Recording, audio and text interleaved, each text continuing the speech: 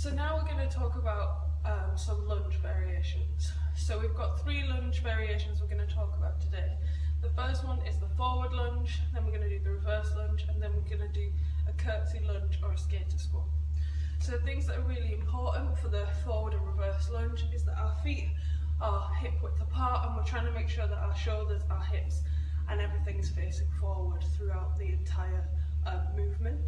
One thing that's also important is that we make sure that we remain hip width apart and that our knees are tracking out. So for a forward lunge, I would take a step forward. I'm going to gently lower my knee down, I don't want to bang it on the floor, and notice that my knee is tracking out. Chest is forward, hips are forward. As I stand, I'm going to push through this front heel, and then I'm going to come back to this original starting position. And then again, I would alternate legs, step forward, lower this knee down, keeping my torso nice and upright, knees tracking out, stand and press. Then for a reverse lunge, it's exactly the same, but instead of stepping forwards, I'm stepping backwards. So I'll show you this from the side on. So I'm keeping everything tracking forwards. I'm going to take a step back, lower this knee down nice and gently, and then as I stand, I'm going to push up, stand, and squeeze my bum at the top. Again, alternate legs, so lower myself down, stand, squeeze my bum at the top. I want to do this with control, so I'm not just flinging myself around, bashing my knees on the floor, and I should be feeling this in my quads and in my bum, primarily. The third variation is a curtsy lunge. So this is slightly more challenging, and it's also more challenging for balance. So until you're comfortable with the forward and the reverse lunge, wait on this one. Once you're comfortable with those, then try this as a more advanced variation. So for this, what I'm going to do is I'm going to step this leg across and behind. Again, it's really important to make sure our knees are tracking out. We don't want to be knock-kneed, that's really bad for our knees and hips.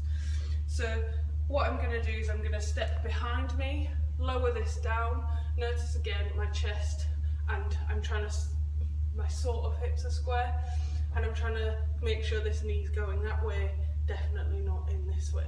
As I stand, I'm pushing through this back foot and this foot, stand, come back to a normal position, squeeze my bum at the top. The opposite direction will be exactly the same, so I'm going to lower myself down, my knee is slightly this side of my ankle if I can get it, and I stand and press and squeeze my bum at the top. All of these lunge variations can be done with a dumbbell or a kettlebell to make them more difficult. So what we would do is we would get hold of our kettlebell or dumbbell. Again, we can grasp around the top or we can grasp around the middle. That's totally personal preference. But what we're making sure of is that, again, we're keeping this nice and close to our chest. We're not holding it out here. So I'll just do a demo of each one, holding the dumbbell. So for a forward lunge, stepping forward, gently touch my knee to the floor, and then alternate legs. For a reverse lunge, same again, so look, I'm trying to keep my torso nice and upright. I'm really cuddling, holding on to this dumbbell like it's my friend, even though it's making life a little bit more challenging for me. And then the last one would be the skater squat. So again, trying to make sure, keeping that in nice and tight, and I'm also making sure that I'm very much in control of making contact with my knees on the floor, or just slightly above the floor, if that's where you're at right now. Give all these a go, let us know how you get on.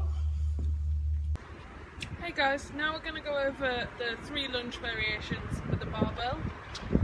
So for this, same as before, we want to make sure our form is good without weight. Then we're going to progress to with a kettlebell or a dumbbell, and then we're going to finally, once we've got through those and our form is good, we're then going to be able to add more weight with the barbell variations, and also challenge our core a little bit harder because of that, working with that stability of the barbell whilst we're lunging.